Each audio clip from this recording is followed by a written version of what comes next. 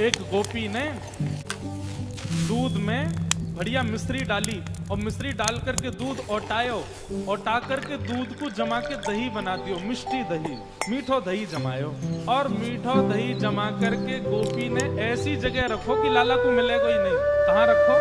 मटकी रख करके और वाके ऊपर सुंदर एक मूढ़ा रख के वापस स्वयं बैठ गई। ठाकुर जी आ गए। ठाकुर जी आकर बोले, और भाभी जी कहाँ हेरो है? गोपी बोली, कछु ना हेरो। लाला तू कैसे आयो यहाँ पे? ठाकुर जी बोले, सुगंधी आ रही है, कहीं पे ऐसा लग रहा है कि चेंटी लगवे वारी है बहुत जल्दी। गोपी बोली, लाला मैंने आज मीठो दही रखो है, लेकिन मैं तो को शर्त लगाऊं, यदि तेने ढूंढ लियो तो सबरो तेरो, और यदि तू नहीं ढूंढ पायो तो आज के बाद वचन दे तू मेरे यहां चोरी ना करेगो, हम ते शर्त मत लगावे। ठाकुर जी बोले, ठीक है लगी।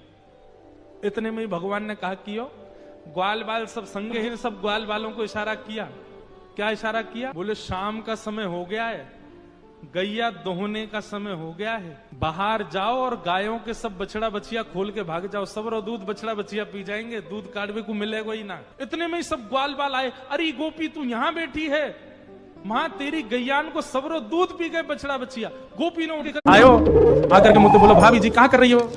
मैंने की, लाला आज सत्यनारायण भगवान की पूजा, घर में भोग बना रही हूँ, पंजीरी भून नहीं हूँ। भाभी भोग मेरो ही लगा दे। तो सांची बताऊं, असली जय जय तो मैं ही हूँ, तू मेरो ही भोग लगा दे। जब पंजीरी मेरे सामने धर दे, मैं बैठ के भोग लगा दूंगा, सबको बांट दियो। मैंने की, चल बाबड़े ऐसी आ जाए, सुबह सुबह नहावे धोवे है ना, जय जय बने हमारी जान को। भैया इतनो बुरो मान गयो, कहां ते जन कुत्ता के तो पिल्ला ने उठा लायो। मैं तो रसोई घर में लगी और सत्यनारायण भगवान ने सिंहासन पर बैठा गया दोनों को, और जाते जाते बोल गो, देख लियो अपने नकली जय जय को, देख ले एक बार। मैं दौड़ के गई, जाके देखी तो महाराज पिल्ला बैठे वहां पे।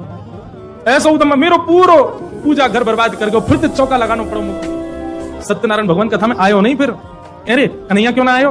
अभी जी वो तो बड़ा नाराज बैठो करो, यानी असली जय जय को अपमान किया, जाके घर को पानी ना पीऊंगा मैं। रात्रि में जब सब कार्यक्रम निपट गयो, सो रहे मैं सो रही, तब आयो तुम्हारो लाला। और कौन सी खिड़की में ते अंदर आयो, हमारे बिस्तर पे चढ़ के मेरी चोटी और उनकी दाढ़ी बांध के भाग गयो। हाथ में पतिदेव प्यास लगी, जैसे ही उठे उनकी दाढ़ी खिंचे, मेरी चोटी खिंचे। मैं कहूं कहा कर रहे हो, कहा कर, वो कहा कर रही हो, दोनों कहा कर रहे हो, कहा कर रही हो, मैं निकल गए सब। एक हिंदू व्यक्ति गीत गोविंद का पाठ करता था और उसका मित्र एक मौलवी था। उस मौलवी ने कहा कि मुझे तुम्हारे ईश्वर का दर्शन करना है, कोई तरीका बताओ। तो उन हिंदू महापुरुष ने गीत गोविंद दिया, बोले लो इसका पाठ करना, और पाठ करते समय सामने एक आसन बिछा देना, आसन पर थोड़ा जल छिड़क देना शुद्ध पवित्र, और ठाकुर जी से कहना मैं गीत गोविंद गा रहा हूं, आप आ जाओ।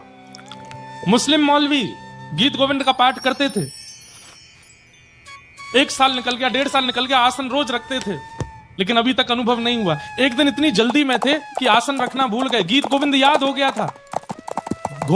घोड़सवारी करते थे तो घोड़े पर बैठ करके गीत गोविंद गा रहे थे। गाते गाते थोड़ी देर में क्या अनुभव करते हैं कि एक श्याम वर्ण का बालक घोड़े के सामने दौड़ रहा है, और सीधे नहीं दौड़ रहा है, उल्टा दौड़ रहा है, दोनों भुजा उठा करके ऊपर।